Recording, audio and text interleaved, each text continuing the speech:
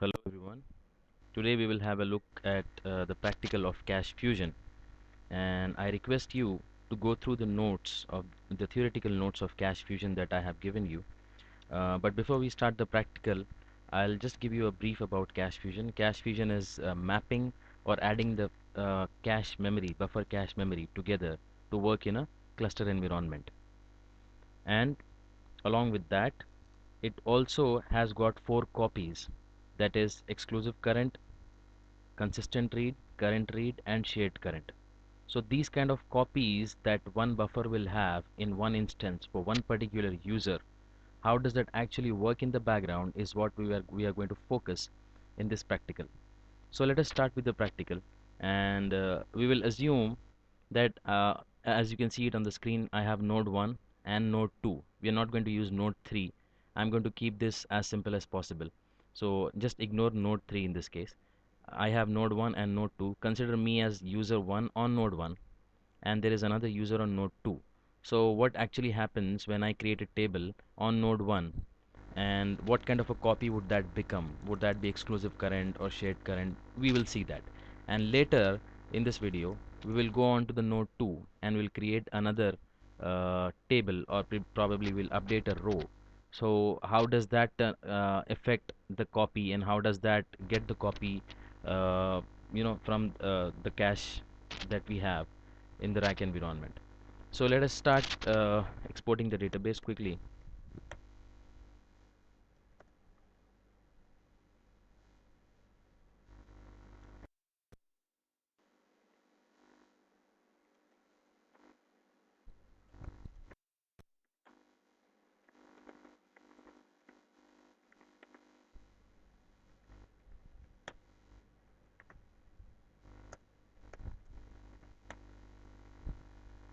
Okay, so I have the database up now. I'll create a table called manager in this case, and I'll add two columns into it.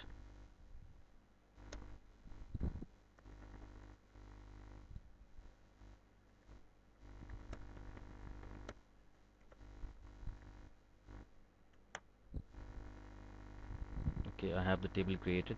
I'll insert 6 rows into the columns.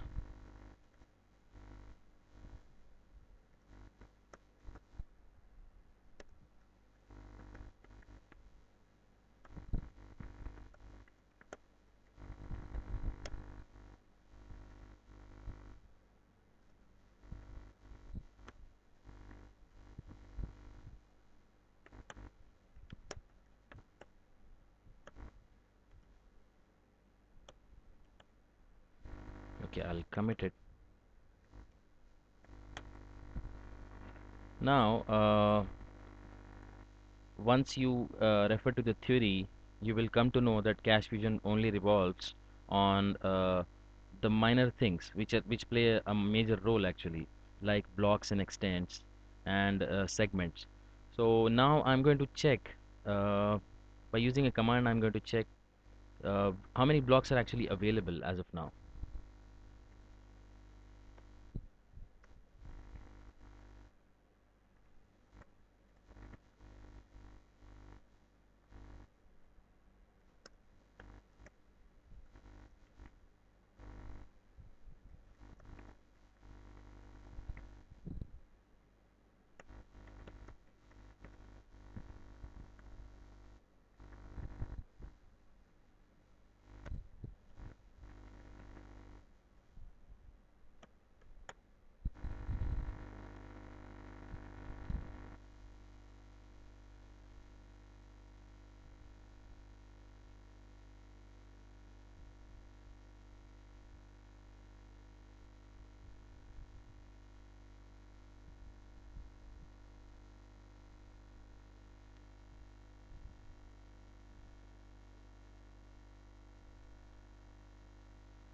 So as you can see it on the screen, as a result, I could see there are 8 blocks that are available. Now I need to check further how many blocks are actually occupied out of the available 8 blocks. So there are 8 blocks, out of which I will find out the number of occupied blocks. So I'll use another command for it. which will let me uh, get that detail.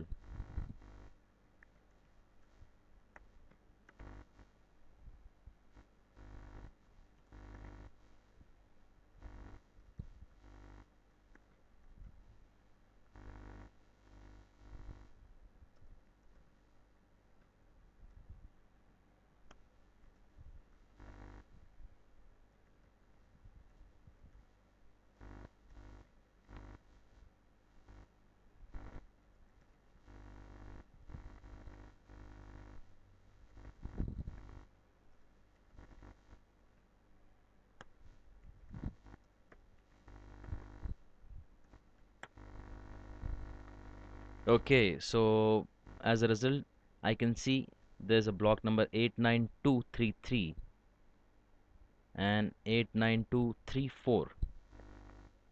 I have 2 blocks occupied out of 8 blocks. So the first command that I used shows me the number of blocks that are available, and this command will show me the number of blocks that are actually occupied. So 89233, 89234. There are 2 blocks that are occupied, and under that 1, 2, 3 columns actually belong to the block 89233, and 4, 5, 6 column belongs to 89234. So I have 2 blocks that are occupied. So let's move further and we'll see, there's one more command that actually describes the entire characteristic of this, that is $bh.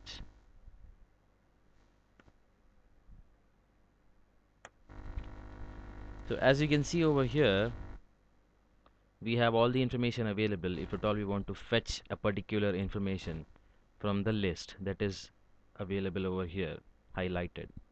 So we have right from number 1 file number, then block number, and then the class number and status, and so and so. There are a few things that even I'm unaware of out of these. So something that is majorly required for us to get into the details of the buffer cache status, we need this objd. So this is actually object ID that will help us to identify which buffer is in which buffer cache. So object ID is going to guide us to that, and then we'll understand what kind of a copy does that buffer cache status will have.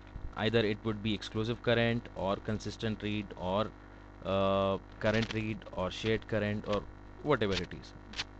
So we'll actually check the object ID now. We don't have the object ID currently, so we'll find out the object ID. We'll use this command.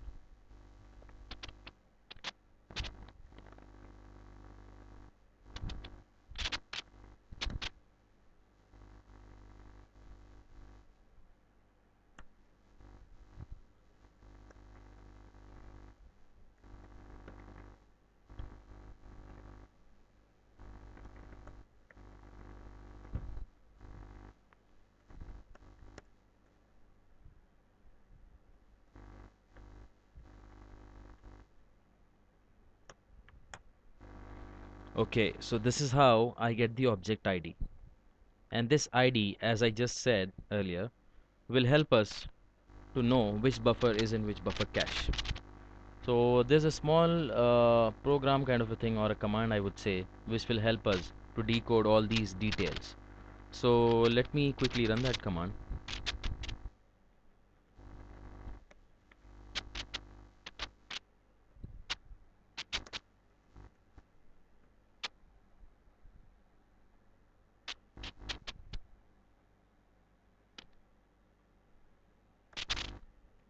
What was that? Decode.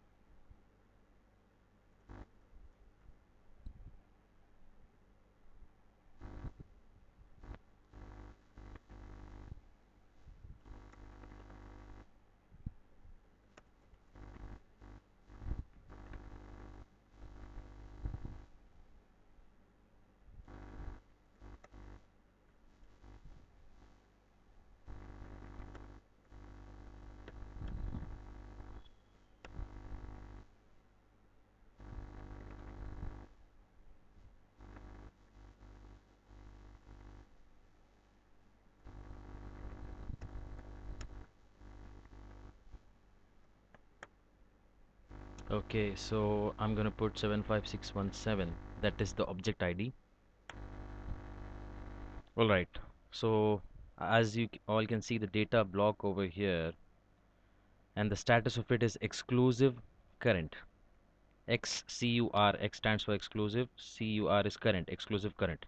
Exclusive current, the reason why it shows exclusive current for this buffer copy is because I have just created a table and have modified a table, or probably there are changes that made in the database. So that is the reason it reflects over here as well. So this is the most recent copy, and exclusive current will be only one in the entire cluster. So for an example, I have node 1 and node 2. So in node 1 and node 2 there will be only one exclusive current.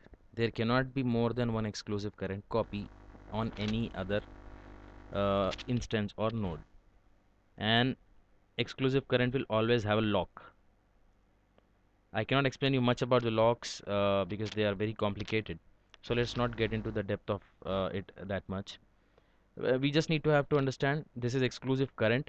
So whenever I add something over here, as per the theory that I have explained it to you, this becomes exclusive current. And the other copies, and what we'll do now, we'll get on to the second instance. Now we'll consider, as I said, this scenario, some user from the other node, that is the second node, is trying to access the same table.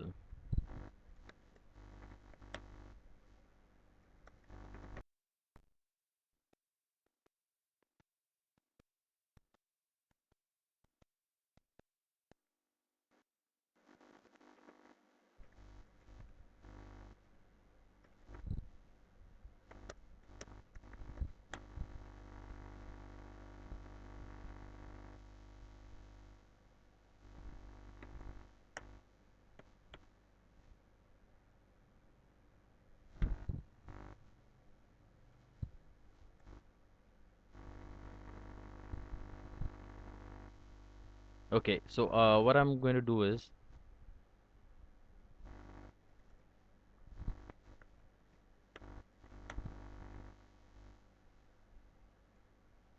I will use this again.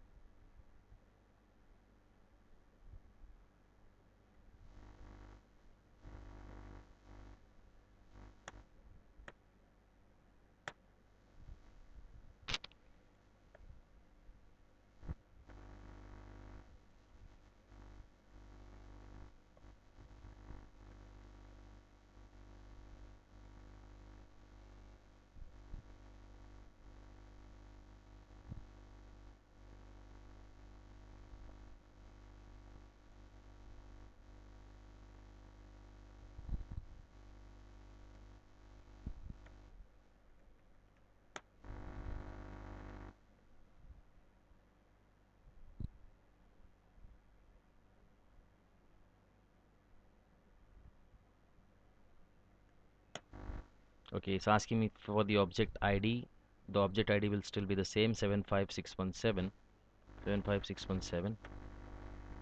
So I'm the second user and I cannot see anything. It says no rows selected because I am not trying to select anything from that particular table which user 1 has just created. This table, uh, table manager that the user has created, and he has added the rows and all that as you have seen it in the video. So user 2 cannot see anything because he did not select anything from that table. Now user 2 will select something like this. We'll select the column 2 because there are two columns in that table manager. Column 1.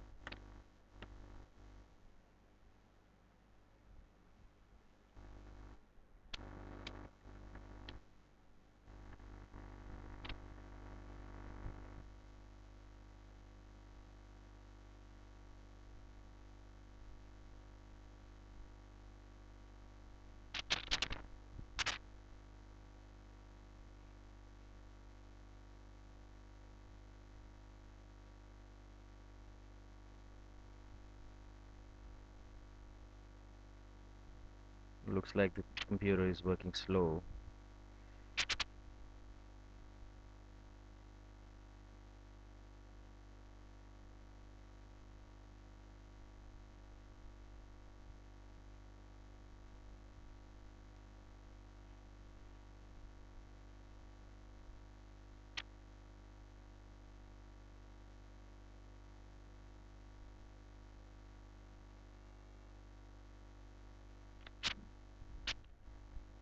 Okay, so it's asking me for the value. The value that I'm going to enter now would be 1.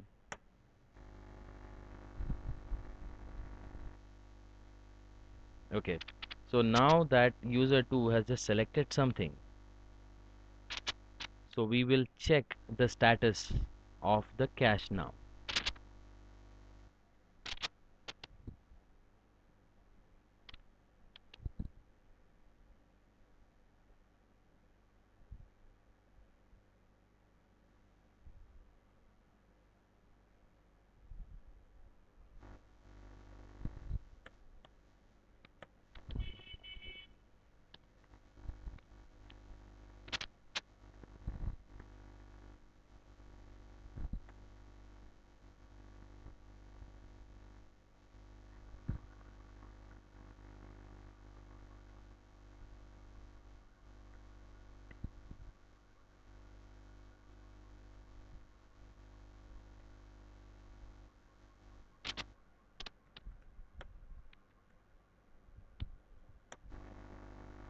It's asking me for the object ID, and the object ID is 75617.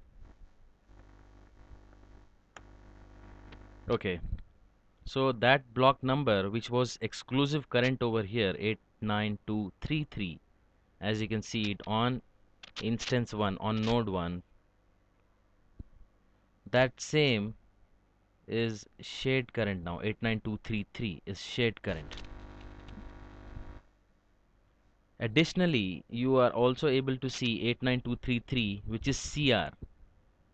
So what is this CR? Why do I have two copies reflecting over here of the same data block?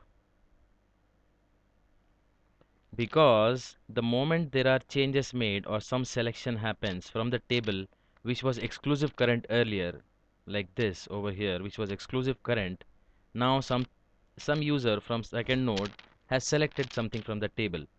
So this table which was exclusive current over here, the block has turned out to be shared current now. So the moment the shared current reaches out inside this cache, there is another copy made of this data block. The shared current copy will change and turns out to be CR, consistent read. Okay. Similarly, we have 89232 CR and SCUR, that is shared current and CR. 89234 CR and shared current again. You might be in a dilemma, why is this information coming up over here when you are just requesting for one table by using one object ID? It is just because all the blocks of the table will be shared from instance 1, no matter you use them or not. So these blocks we are not using, but we are still able to see it. 89232 and 234. We are only bothered about 89233 as of now, which has two copies, shared current and consistent read. Okay. So we are reading it from, so any user that wants to select something or read something from would not be reading it from shared current in this matter, but will be reading it from the consistent read. That is the reason we call it as consistent read, because the user is consistently reading from this CR copy that was generated after shared current reached here. I hope this is clear. Now we'll go back to instance 1. For example, there is a user on node 1. Now we will try to update a row from here. We'll update the table manager with a column to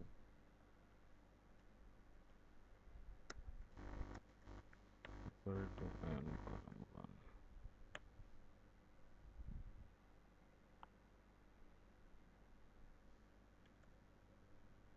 So I'll change the value and update it to, I'll use the value 2. So one row is updated. Now let us check the status of the cache this time.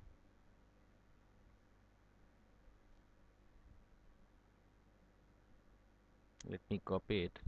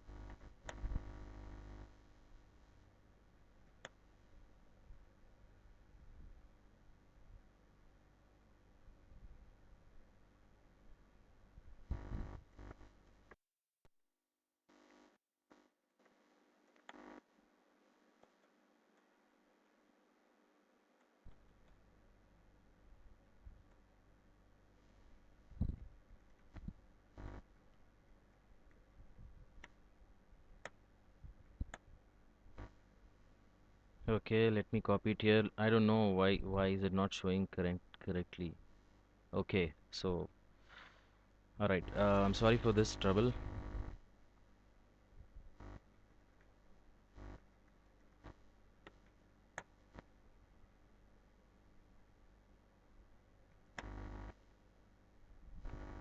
I don't know. There's something wrong with this instance. Well, not a problem. Will I don't know how do I fix this. So I'll try to do something from here.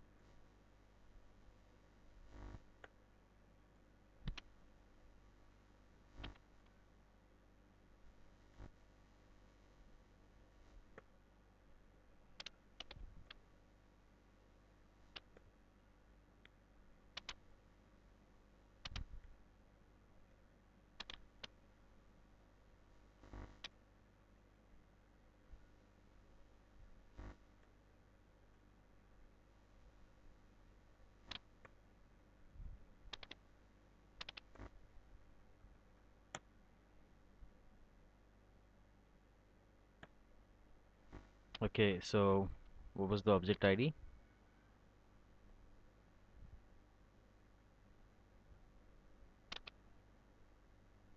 I messed up over here. I myself had got no idea what exactly is happening. There could be some issue with the SQL, or I messed up actually. So please do not concentrate over here. Let's straight away open another terminal and continue the same activity over here. So what we did last until now is I have updated the row, and now I'm going to use the object ID to see if after updating the row the data block number would turn out to the copy of the cache would turn out to exclusive current or not. So 75617. Alright, so 89233 is exclusive current now over here. It also has got a copy called CR, but it is exclusive current. This is the current situation or status of the cache. So this is the concept that we use in cache fusion. Now let us quickly see what are we supposed to do next.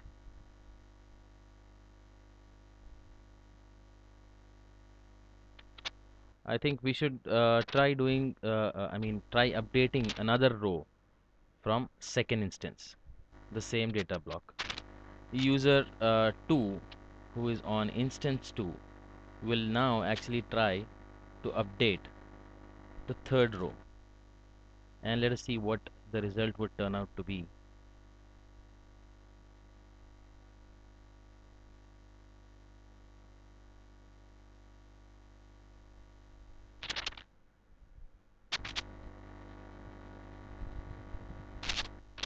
So I'm on second instance now,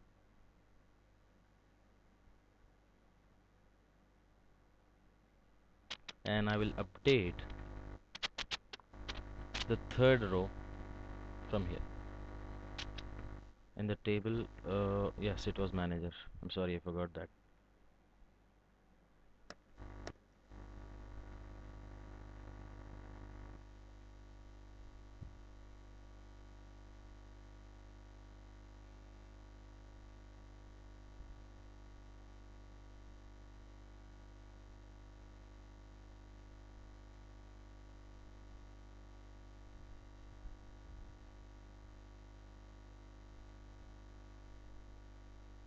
Okay, we'll update the column 2 now.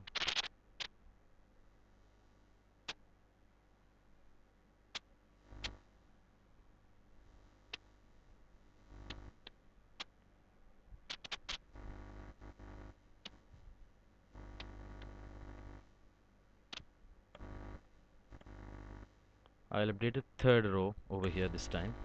So the row is updated. Now I need to check the status. What does that actually show?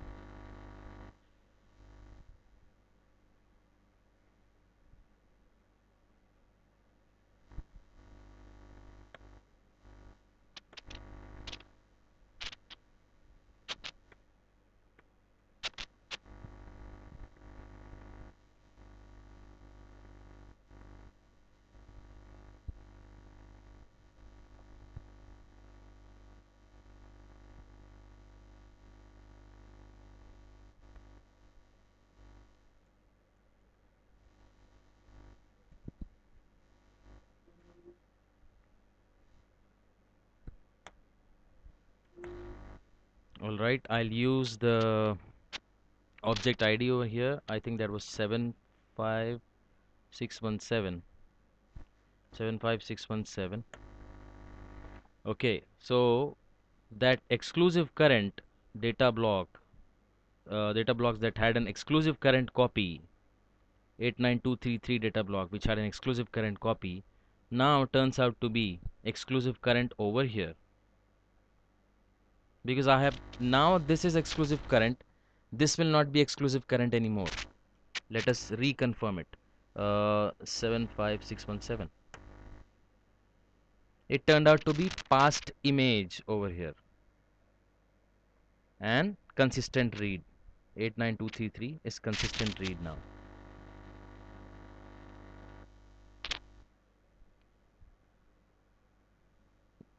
And over here 89233, 89233, 89233, 89233, 89233. So there are 1 2 3 4 5 copies of the the block 89233. Out of these 5, 89233 which we just modified over here, which is exclusive current,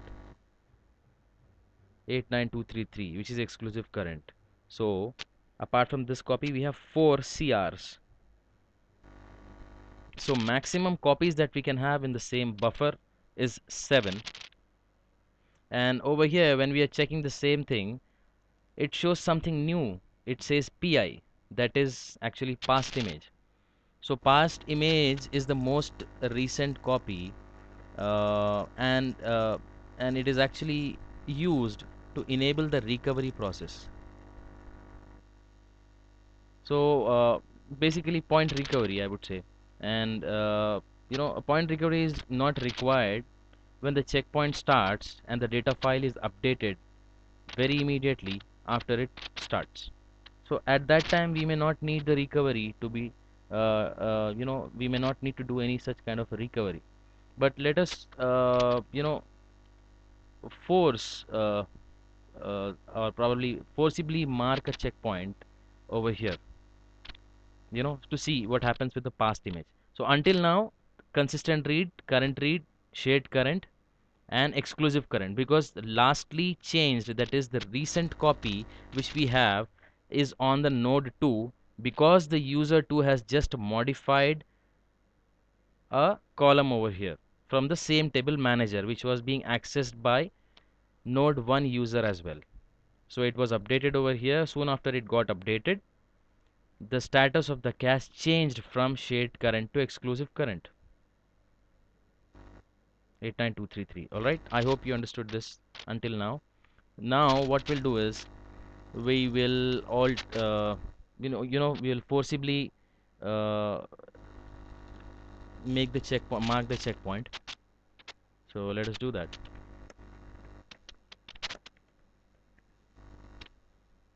Keep an eye on this past image. As I said, past image is, it is the most recent copy. I mean, I'm sorry, it's not the most recent copy. I apologize for that. It's not the most recent copy. It is actually used only to enable the recovery process. Okay, that is not the most recent copy. Most recent copy is exclusive current. I might have mistaken earlier as well, but please ignore it. I apologize. It's PI, it's past image, and it is used to enable the recovery process.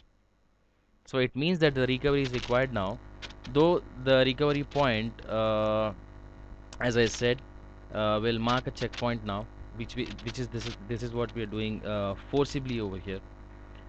But by default, whenever the checkpoint starts, the data file will get updated. So we don't have to be bothered about it. But just to show the PI copy, because the recovery is required, it is showing up as PI over here. So let me just go ahead and forcibly mark the checkpoint. Okay, now let me see if the past image reflects anymore.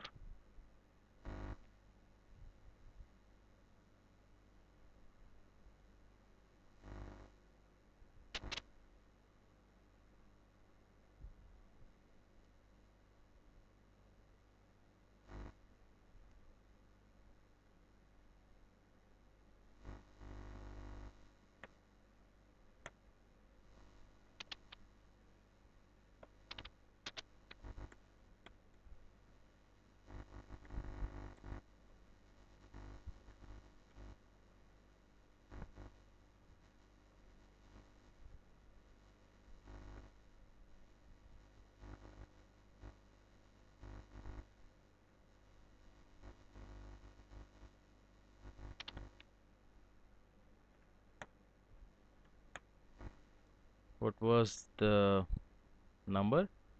75617. I keep forgetting this. 75617. Okay, so there's no more past image reflecting over here because the checkpoint has been marked by us forcibly. Okay, so you would see past image, as I said, that when the time of recovery is required.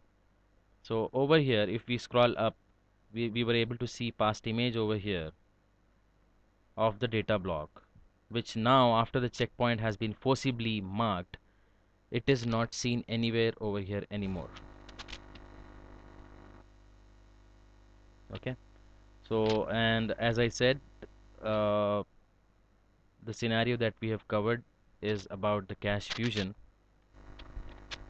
and exclusive current will have this exclusive current copy will have lock on it. So this is the lock, which is managed by GES Global NQ service. NQ is nothing but lock. There is an alternate name for it which I am forgetting. I mean, I might have mentioned it in the notes. And one more thing that I wanted to show is CR, consistent read, current read, will not have a lock on it at all. Okay, so I hope this is clear. So this is all about the cache fusion. Thank you so much for watching the video.